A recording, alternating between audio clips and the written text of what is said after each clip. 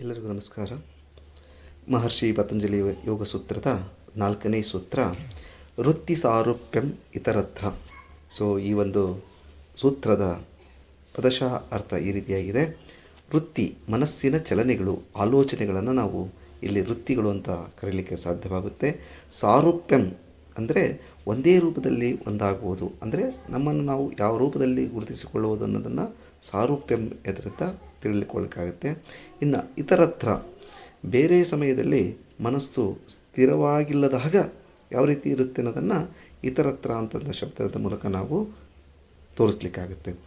ಇದರಲ್ಲಿ ಇತರ ಸಮಯದಲ್ಲಿ ಅಂದರೆ ಮನಸ್ಸು ಅಶಾಂತವಾಗಿರುವಾಗ ನಾವು ಮನಸ್ಸಿನ ವೃತ್ತಿಗಳೊಂದಿಗೆ ಒಂದಾಗುತ್ತೇವೆ. ಅಂದರೆ ಯಾವಾಗ ನಮ್ಮ ಮನಸ್ಸು ಅದು ಒಂದು ಚಂಚಲವಾಗಿರ್ತದೆ, ಅಶಾಂತವಾಗಿರ್ತದೆ, ಆವಾಗ ನಮ್ಮ ಮನಸ್ಸಿನ ವೃತ್ತಿಗಳೊಂದಿಗೆ ನಾವು ಒಂದಾಗಿಬಿಡ್ತೇವೆ. ಅದಕ್ಕೆ ಇಲ್ಲಿ ನಾವು ಏನು ಹೇಳ್ತೇವೆ ಅಂತಂದು ಹೇಳಿದರೆ ವೃತ್ತಿ ಸಾರೂಪ್ಯಂ ಇತರತ್ರ.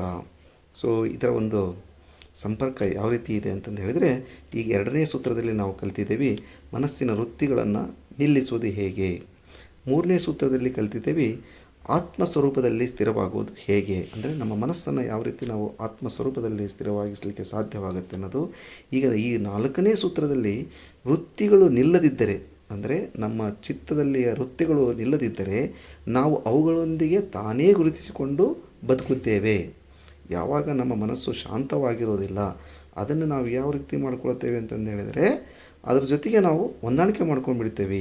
ಅದನ್ನೇ ಇಲ್ಲಿ ನಾವು ಈ ಒಂದು ಸೂತ್ರದಲ್ಲಿ ತಿಳ್ಕೊಳ್ಳೋದು ಬಹಳ ಇಂಪಾರ್ಟೆಂಟ್ ಆಗಿದೆ. ಈ ಒಂದು ನಮ್ಮ ದಿನನಿತ್ಯ ಜೀವನದಲ್ಲಿ ನಾವು ಕೋಪದಲ್ಲಿದ್ದೇನೆ, ನಾನು ದುಃಖದಲ್ಲಿದ್ದೇನೆ, ನಾನು ಸಂತೋಷದಲ್ಲಿದ್ದೇನೆ, ಇಲ್ಲಿ ನಾನು ಏನು ಮಾಡುತ್ತಿದ್ದೇನೆ ಅನ್ನೋದನ್ನು ನಮ್ಮ ಭಾವನೆಗಳ ಜೊತೆ ಗುರುತಿಸಿಕೊಳ್ತೇವೆ ನಾವು. ಸೊ ಅದರಲ್ಲಿ ನಿಜವಾಗಿ ನಾವು ಹೇಳಬೇಕಾದ್ರೆ ಏನು ಮಾಡ್ತೀವಿ, ಕೋಪ ಒಂದು ವೃತ್ತಿ. ಸೊ ನಮ್ಮ ಚಿತ್ತದ ವೃತ್ತಿ ಅದು ಒಂದು. ದುಃಖ ಒಂದು ವೃತ್ತಿ, ಸಂತೋಷವೂ ಸಹ ಒಂದು ವೃತ್ತಿ. ಅಂದರೆ ನಮ್ಮ ಮನಸ್ಸಿನ ಯಾವ್ಯಾವ ನಮ್ಮ ಆಲೋಚನೆಗಳು ವಿಚಾರಗಳು ಬರ್ತಾವಲ್ಲ ಅವುಗಳೆಲ್ಲ ಒಂದೊಂದು ವೃತ್ತಿಗಳಾಗಿ ನಾವು ನೋಡಬೇಕಾಗುತ್ತೆ. ಇವುಗಳೆಲ್ಲ ನಾವು ಅದರ ಹಾಗೆ ನೋಡಲಿಕ್ಕೆ ಈ ಒಂದು ಮನಸ್ಸಿನ ಚಿತ್ತ ನಮ್ಮನ್ನು ಹಚ್ತದೆ ಅದಕ್ಕೆ. ಸೊ ಹಾಗಾಗಿ ಆಕಾಶ ಮತ್ತು ಮೋಡಗಳ ಒಂದು ನಾವು ಸರಳ ಉದಾಹರಣೆಯನ್ನು ನೋಡಲಿಕ್ಕಾಗಿ, ಮೋಡಗಳು ಬರುತ್ತವೆ ಹೋಗುತ್ತವೆ, ಆದರೆ ಆಕಾಶ ಸದಾ ಅದೇ ಆಗಿರ್ತದೆ. ಹಾಗೆ ಮನಸ್ಸಿನ ವೃತ್ತಿಗಳು ಮೋಡಗಳಿದ್ದ ಹಾಗೆ. ನಿಜವಾದ ನಾವು ಅಂದರೆ ಇಲ್ಲಿ ಆಕಾಶ ಹತ್ರ, ಅಂದರೆ ಆಕಾಶ ಕಾಣೋದಿಲ್ಲ, ಯಾಕೆ ಅಲ್ಲಿ ಮೋಡಗಳು ಅಡ್ಡ ಬಂದಿರ್ತವೆ. ಆ ಮೋಡಗಳ ನಡುವೆ ಆಕಾಶ, ಇನ್ನೇನು ಆಕಾಶ ಇಲ್ಲ, ಬರೀ ಮೋಡ ಅಷ್ಟೇ ಕಾಣಿಸ್ತದೆ ನಮಗೆ. ಹಾಗೆ ನಮ್ಮ ಮನಸ್ಸಿನ ಈ ವೃತ್ತಿಗಳೇನಿದವು ಅಂದರೆ ನಮ್ಮ ಒರಿಜಿನಲ್ ಮನಸ್ಸನ್ನು ನಾವು ನೋಡಲಿಕ್ಕೆ ಸಾಧ್ಯವಾಗೋದಿಲ್ಲ. ಹೀಗೆ ನಾವು ಮೋಡಗಳನ್ನೇ ನಮ್ಮ ಸ್ವರೂಪ ಎಂದು ಭಾವಿಸ್ತೇವೆ ನಾವು. ಸೊ ಹಾಗಾಗಿ ಈ ಒಂದು ತಪ್ಪು ಗುರುತು ಏನಿದೆ, ನಾವು ಆಕಾಶವನ್ನು ಮೋಡ ಅಂತ ಗುರುತಿಸೋದು, ಅದೇ ರೀತಿ ನಾವು ಸಹ ನಮ್ಮ ಮನಸ್ಸಿನ ಅಲೆಗಳೊಂದಿಗೆ ಒಂದಾಗುತ್ತೇವೆ. ಇದು ಒಂದು ದುಃಖದ ಮೂಲವಾಗಿದೆ. ನಾವು ಮನಸ್ಸು ಎಂದು ಭಾವಿಸುವುದು ಆತ್ಮಸ್ವರೂಪವನ್ನು ಮರೆತಿರುವುದು ಅಂತಂದೇಳಿ ನಮಗೆ ಅರ್ಥ ಮಾಡ್ಕೊಳ್ಬೇಕಾಗತ್ತೆ. ಈ ಯೋಗದ ಅಗತ್ಯತೆ ಇದರಲ್ಲಿ ಯಾಕಿದೆ ಅಂದರೆ, ಈ ತಪ್ಪು ಗುರುತನ್ನು ಬಿಡಿಸಲು ನಿಜವಾದ ಸಾಕ್ಷಿ ಸ್ಥಿತಿಗೆ ಬರಲು ಯೋಗದ ಒಂದು ಅಗತ್ಯತೆ ಇದೆ.